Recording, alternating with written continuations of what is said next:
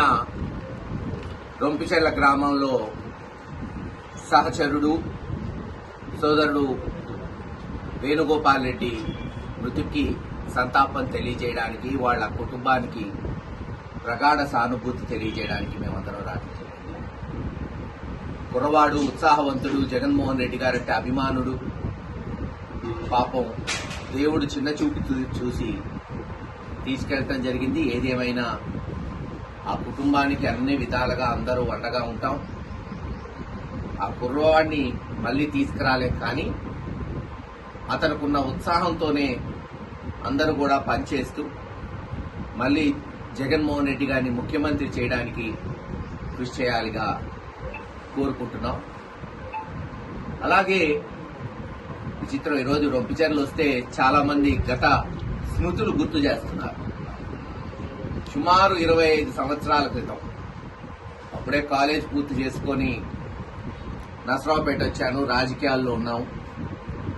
రొంపిచెర్లు అంటే తీవ్రమైన పరిస్థితుల్లో ఉన్న రాజకీయ వాతావరణంలో ఉన్నింది ఆ రోజున.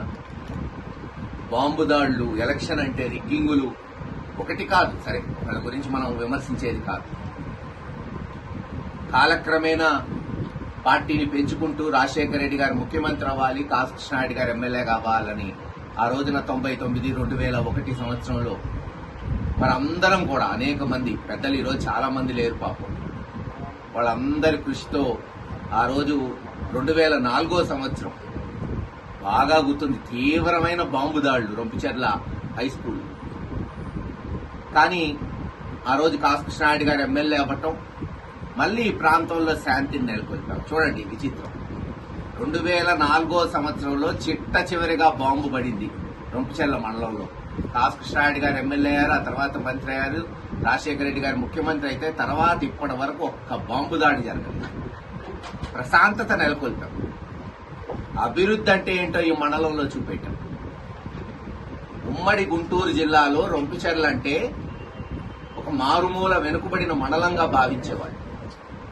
కానీ కృష్ణారెడ్డి గారు మంత్రిగా ఉన్నప్పుడు రాజశేఖర రెడ్డి గారితో గట్టిగా మాట్లాడి అద్దంకి నార్కెట్పల్లి హైవే సుమారు 400-500 కోట్లు ఆ రోజు, అంటే ఈ రోజు 1000 కోట్లు అవుతుంది. మీరు చూస్తున్నారు, ఈ రోజు రొంపిచెర్ల నుంచి ఇటు హైదరాబాద్ కానీ, అటు చెన్నై కానీ, బెంగళూరు కానీ, తిరుపతి కానీ బ్రహ్మాండమైన జాతీయ రహదారి రూపురేఖలు మారిపోయినాయి. వ్యవసాయం కొరకు రొంపిచెర్ల నసరావుపేటలో ఉంటే ఒక ప్రత్యేక మార్కెట్ యార్డ్ తీసుకొచ్చాం. అంతేకాదు, నసరావుపేట నుంచి రొంపిచెర్ల వరకు ఆ రోజుల్లో 10-15 కోట్లతో 2 వరుసల రహదారి హాయిగా 15-20 కిలోమీటర్లు పోయేటట్టు. రొంపిచెర్ల గ్రామంలో ఆరోగ్య కేంద్రం, హై స్కూల్ బాగు చేశాం. గ్రామం అంటే ఆ రోజున 2004లో మట్టి రోడ్లు, మొత్తం మట్టి రోడ్లు, ఎక్కడో అరాకం. ప్రధాన రహదారి ₹1 కోటి, ఊర్లో దాదాపు 2-3 కోట్లు పెట్టి ఊరంతా సిమెంట్ రోడ్. ఇలా ఒక ఉన్నతమైన ప్రాంతంగా ఈ మండలం విరాజిల్లింది. బ్రహ్మాండంగా అభివృద్ధి కార్యక్రమాలు చేసుకున్నాం, ఇంకా చేస్తున్నాం. మొన్న జగన్మోహన్ రెడ్డి గారు ముఖ్యమంత్రి ఉన్నప్పుడు, లేదా శ్రీనివాసరెడ్డి గారు ఎమ్మెల్యేగా ఉన్నప్పుడు సచివాలయాలు కానీ, వాలంటీర్ వ్యవస్థ కానీ, ఐబీకే కేంద్రాలు లేదు, అనేక అభివృద్ధి కార్యక్రమాలు జరిగినాయి. ఇవన్నీ ముందుకు తీసుకెళ్లాం. ఈరోజు ఒక హాయిగా ఎవరి పని వాళ్ళు చేసుకుంటారు. ఏ మతమైనా, ఏ కులమైనా ప్రశాంతమైన వాతావరణంలో ముందుకెళ్తుంది. ఇంకా అనేక అభివృద్ధి కార్యక్రమాలు తప్పకుండా రేపు జగన్మోహన్ రెడ్డి గారు ముఖ్యమంత్రి అయిన తర్వాత ఈ ప్రాంతంలో కూడా ఇండస్ట్రీస్ వచ్చే ఆవశ్యకత ఉంది. అన్ని కష్టపడి బాగా బ్రహ్మాండంగా చదువుకునే పిల్లలున్నారు. విద్యకు అందుకే ప్రాముఖ్యత ఇచ్చాం. ఇక్కడ హై స్కూల్ కానీ, లేదు మీరు సంతగుడిపాడు, రెడ్డిపాలెం పోయి చూస్తే మరి ఏమంటారు వాటి గృహాలు ఇవి కదా, మోడల్ స్కూలును కస్తూర్బా స్కూల్స్, అనేక స్కూల్స్, లేదు సబ్ స్టేషన్స్.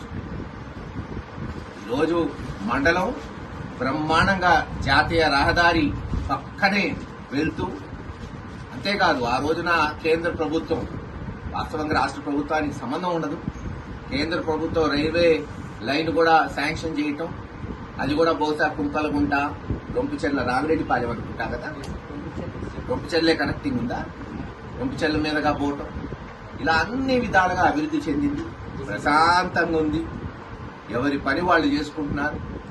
ఏది ఏమైనా మళ్ళీ తప్పకుండా 2-3 సంవత్సరాల్లో జగన్మోహన్ రెడ్డి గారు ముఖ్యమంత్రి అవుతారు. ఈ ప్రాంతాన్ని ఇంకా విద్యపరంగా, వైద్యపరంగా, ఉద్యోగాల పరంగా అభివృద్ధిని ముందుకు తీసుకెళ్తామని తెలియజేస్తారు.